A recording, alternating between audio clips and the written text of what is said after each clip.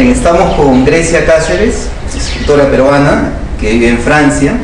Ha venido a Lima para presentar su cuarta novela, La Colección, editada en Ediciones Altazor. Y bueno, nos contactamos con ella y nos interesamos en su novela, en su obra, y por eso tenemos aquí. ¿Qué tal, Grecia? ¿Cómo estás? Muy bien, gracias por invitarme.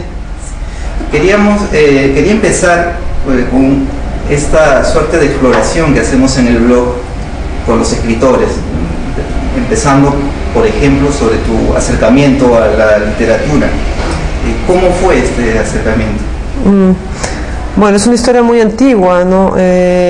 Yo tengo recuerdos de libros desde de haberme gustado estar en contacto con los libros desde muy chica. Tuve la suerte que mi familia se leyera mucho en voz alta también, la poesía. Mi padre acostumbraba a leer poemas en voz alta, en la sobremesa. Entonces tampoco era una vida inmersa en la literatura. Mis padres no eran especialistas, pero siempre tuve una familiaridad con los libros, mucha admiración también por los escritores, mucho respeto por las obras literarias. Formaba parte de cosas que para mí tenían mucho valor, mucho prestigio. Creo que eso también hizo que quisiera yo ser escritora. Y la poesía fue algo que vino muy joven. Escribía ya en el colegio, escribía textos en mis cuadernos, cosas que guardaba para mí. Y así continué hasta la universidad. Al principio no pensaba yo estudiar literatura, pensaba que la literatura iba a ser una cosa aparte, una especie de un pasatiempo, un ejercicio privado, solamente para mí. Y justamente al ingresar a la Católica, a letras, a estudios generales, me di cuenta que habían otras personas también con los mismos gustos compartidos. Y lo muy importante fue para mí también los recitales organizados en el seno de la universidad, los juegos florales en los que participé. Y creo que ahí empecé a salir de mi cascarón, más o menos, y darme cuenta que eso podía ser mi vida total. Y la gran decisión fue estudiar literatura, ¿no? Lingüística y literatura, que era casi un acto de rebeldía. Ahora, la pregunta era cómo vivir estudiando una carrera tal, ¿no? En la presentación que te hice, debí mencionar también que, si bien es cierto, has presentado una novela, tú has empezado escribiendo poesía. Sí. ¿No? Generalmente un narrador empieza escribiendo cuentos y de ahí salta la novela. En tu caso es de la poesía. ¿Desde cuándo empiezas a escribir poesía? Poesía empecé muy joven, como te decía, en el colegio, pero a un nivel muy básico, ¿no? Yo no me daba cuenta. Bueno, a veces he caído sobre cuadernos de esa época y realmente no tenía ningún valor estético, pero bueno, para mí era más bien esa cosa de la adolescencia, ¿no? Que uno necesita expresar una intimidad y muchas emociones de esa edad. La poesía francesa fue muy importante para mí, el comienzo. Y ya en la universidad, la poesía clásica del siglo de oro español me marcó muchísimo, la poesía peruana del siglo XX. Pero yo no pensaba escribir novela. Para mí, bueno, en esa época había un abismo entre los poetas y los narradores. Y no se mezclaban, ¿no? La gente que hacía poesía tenía un tipo de vida y la gente que escribía narración era vista como más comercial. Entonces había una especie de rivalidad un poco tonta. Y bueno, los narradores comienzan escribiendo cuentos y publicando cuentos y pasan de a la novela. Pero yo me salté de la poesía a la novela. El cuento ha sido una cosa muy rara. He hecho muy pocos cuentos en mi vida. No tengo esa capacidad, creo, de lo breve, de la trama breve, ¿no? Y mi primera novela la escribí en París. Es decir, yo empecé mi carrera de novelista ya fuera del Perú. Y precisamente viajaste a Francia en el año 92 y ahí es donde empiezas a escribir tu primera novela.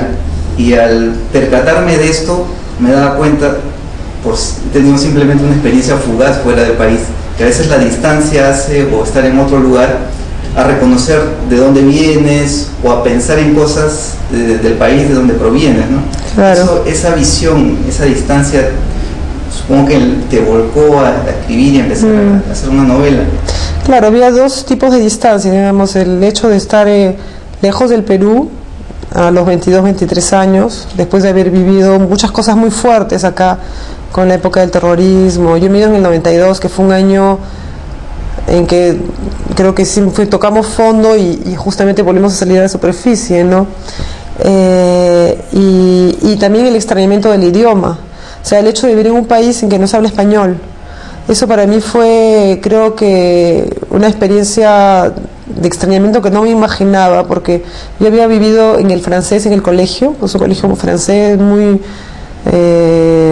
francés, además, la educación francesa es muy marcada, tiene una filosofía muy fuerte. Pero entrar a vivir en una isla que era mi cabeza, en medio de gente que hablaba francés, también fue un shock.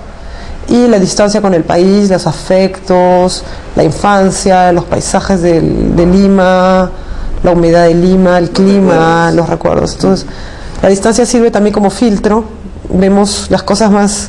Pienso que es un privilegio en el sentido de que podemos ver las cosas más claras, quizás desde fuera, y al mismo tiempo hay una añoranza, ¿no?, que se instala y que se vuelve un sistema también. Un sistema que puede ser malsano o sano. Yo prefiero que sea sano. ¿Y cómo sistematizaste estos recuerdos? Porque uno puede tener la añoranza, la nostalgia de la patria, de la familia, abocarlas en una obra, en una novela. ¿Cómo fue este? Bueno, hay poetas que han viajado, han ido a vivir a Francia u otro país y han seguido escribiendo poesía. Y han expresado esa distancia también, ¿no? El mismo Vallejo, porque Vallejo escribía muchos artículos en esa época, ¿no? Entonces creo que tenía una relación también con la actualidad peruana fuerte. Y yo estaba de estudiante haciendo mi doctorado en poesía y creo que sistematicé justamente eso, volviendo a las raíces, ¿no? Porque mi primera novela, La espera posible, trata de una historia de una joven en Recuay, que es el pueblo de origen de la familia de mi padre. Y habían algunos recuerdos familiares que me habían sido transmitidos y los tomé un poco como una base. Y también es la única vez que he trabajado con fotos, porque creo que fue mi primera experiencia de narradora, necesitaba un soporte más concreto para crear mis personajes, ¿no? Y decidí, por ejemplo, no trabajar diálogo, no me sentía a la altura todavía para trabajar diálogo de personajes. Entonces es una novela que es muy especial, ¿no? Es una especie de transición entre poesía y narrativa. Y ese libro lo escribí en Francia y aún no me sentía muy profesional como escritora, no sabía si iba a ser narradora, novelista o si simplemente era el fruto de la distancia, ¿no? Y después cuando publiqué ese libro, para mí fue un momento muy importante también, la vuelta a Lima y presentar ese libro, ¿no?, en el 98. Creo que ahí recién creo que empecé, aunque ese libro después salió en Francia, pero creo que ahí fue el comienzo de mi vida como novelista, en el 98, realmente. Y todas sus novelas, incluso esta última de la que vamos a hablar ahora, están ambientadas en el Perú, pese a que tú vives en Francia, en París. Sí, yo creo que es falsa la idea de que el escritor escribe sobre el lugar en que se encuentra físicamente en el momento, ¿no? Bueno, es cierto que mi lenguaje está influenciado por el francés. Yo pienso que un francés que conoce el español y lee mis libros puede darse cuenta que hay algo de afrancesado, ¿no?, del hecho de vivir en Francia, aunque sea español. Y además, bueno, por supuesto, yo vivo en Francia, tengo esta distancia de la que hablé, pero mi tema y mi gran pregunta sigue siendo el Perú, ¿no? Y cada vez hay más preguntas y no las agoto ni siquiera un 1%. Me fascina el país, nuestra historia, las relaciones sociales acá, nuestra relación con el pasado. El mundo francés no me parece para nada una materia interesante novelísticamente hablando, ¿no? No me veo para nada hablando de París, del Sena, de la Tour Eiffel. Me parecería... no aportaría yo nada a la literatura francesa y tampoco aportaría gran cosa a la literatura peruana, ¿no? Pero ni siquiera es que lo piense, es totalmente... es un hecho, ¿no? Y un escritor, pienso que yo trabaja mucho con su memoria anterior, ¿no? La memoria de la infancia, de los primeros años, de la juventud, en que se instalan muchas cosas, como que uno puede rescatar cosas de ese fondo que emergen en cada obra, ¿no? Lo que viene después quizás menos determinante.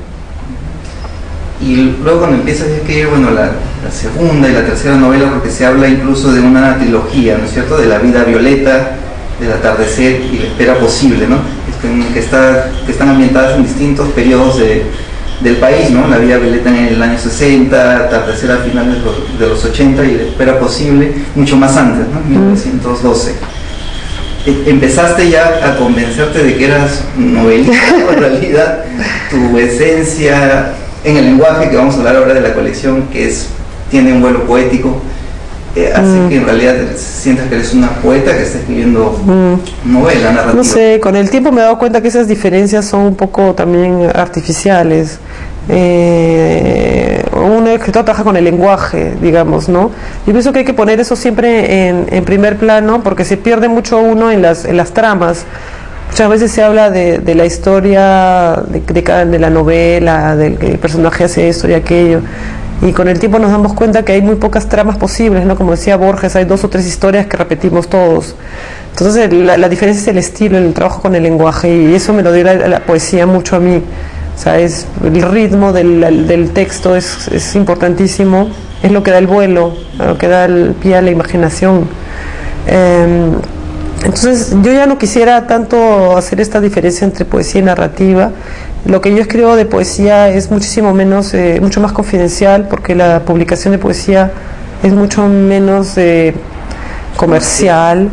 Entonces la novela, o sea, pues, me he volcado en la forma de la novela, que felizmente es una forma muy abierta, muy libre, donde se puede experimentar mucho, y creo que eso también explica la supervivencia de la forma novelística hasta hoy en día. O sea, todo lo que llamamos novela hay cosas completamente distintas, ¿no?, bajo ese rubro. Entonces yo hago novelas como las entiendo, ¿no?, como las puedo escribir. Entonces ahora ya no pienso que voy a seguir escribiendo. No me creo tampoco mucho, porque siempre he tenido dificultades en tomar en serio lo que hago, pero ya con el tiempo uno construye una obra y se va sintiendo un poco más en un camino, ¿no?